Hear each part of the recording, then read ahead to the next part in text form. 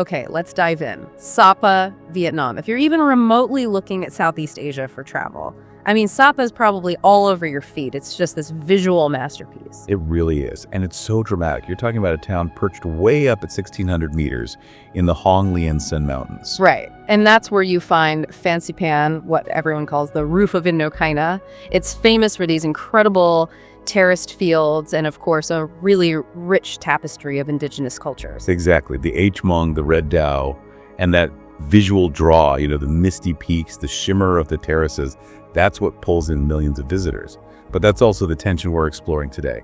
Yeah, we've got sources that show both sides. Yeah. On one hand, you have the high-end travel guides selling the dream, and on the other, we have a pretty critical World Bank analysis that looks at the real price of all that popularity. So our mission here is to give you both. We want you to understand the absolute magic of Sapa, what makes it this global magnet, but also to really get the cost of that rabid sort of unchecked tourism growth.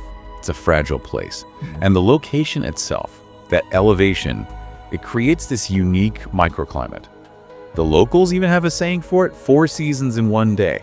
I've heard that. So you can start with a crisp spring morning, and by the evening, it feels like winter. Pretty much.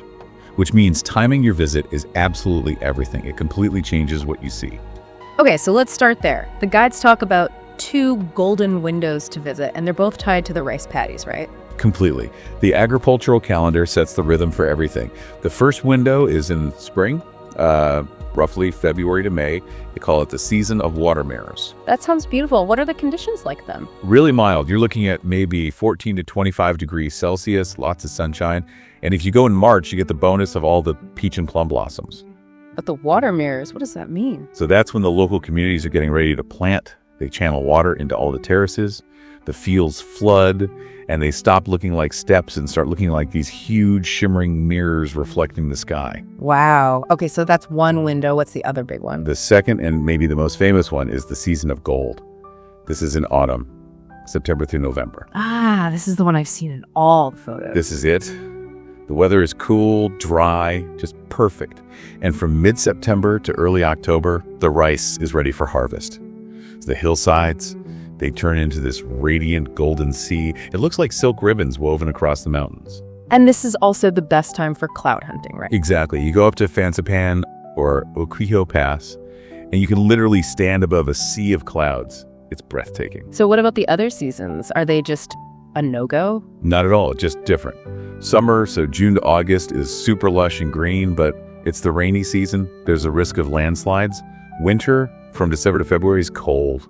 I mean, it can get down to 0. It's foggy, ethereal, and sometimes you even get a dusting of snow. Very different vibes. But no matter when you go, it seems like everyone has one thing on their list. Oh, yeah. Conquering the roof of Indochina. Fancy Pan. Right, the main event. Yeah. It's 3,147 meters tall, sitting right in the middle of Hong Lian National Park, which is UNESCO recognized. And the experience of the mountain itself really captures that central conflict in Sapa, this pull between accessibility and genuine challenge. How so? Well, for decades, only serious mountaineers could even attempt the summit. But now there's the cable car. An absolute game changer, I imagine. It opened in 2016. I read it holds world records. It does. It's the longest 3-rope cable car system in the world. It stretches over 6,000 meters. And the climate takes you up 4,410 meters in elevation in just 15 minutes. 15 minutes? That's insane. The views must be incredible. They are. A round trip is about 850,000 donks, so maybe $32.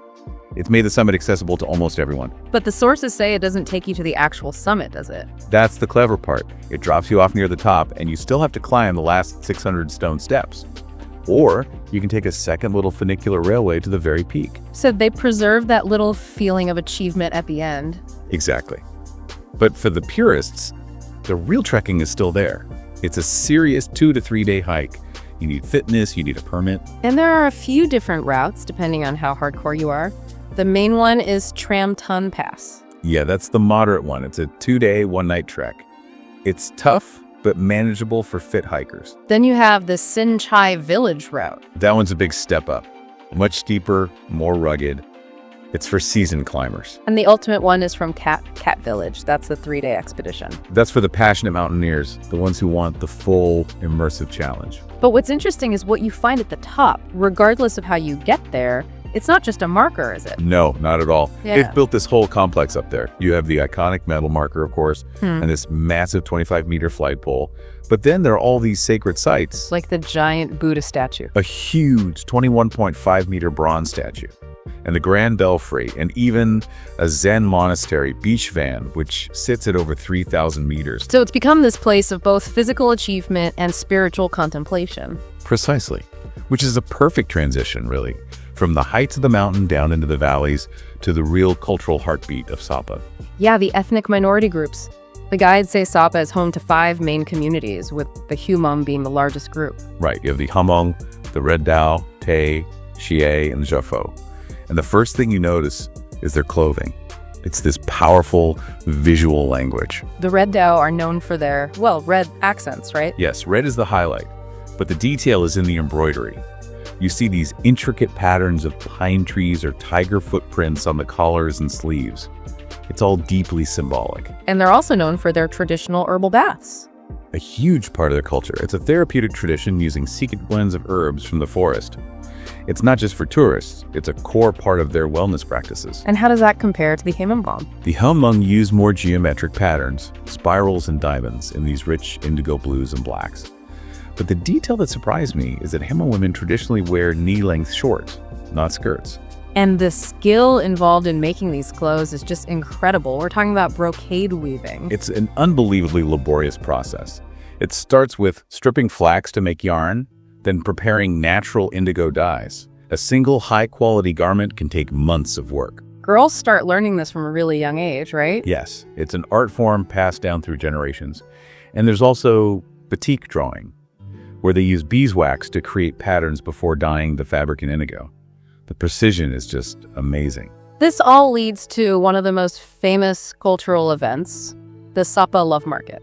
Yes, and historically it had a very serious function for the Dao and Hmong communities. It wasn't just a party, it was a structured way for young people from different villages to meet and find a spouse, specifically to avoid marriage within their own small communities. Exactly. It was a demographic necessity. Now, because of tourism, it's a weekly event every Saturday in the main town square. And there are specific rituals, like the men playing bamboo flutes, the ken, and the women doing umbrella dances. And if a woman accepts a man's courtship, she ties a string around his wrist. It's all very symbolic. But this brings us to a really important warning in the travel guides.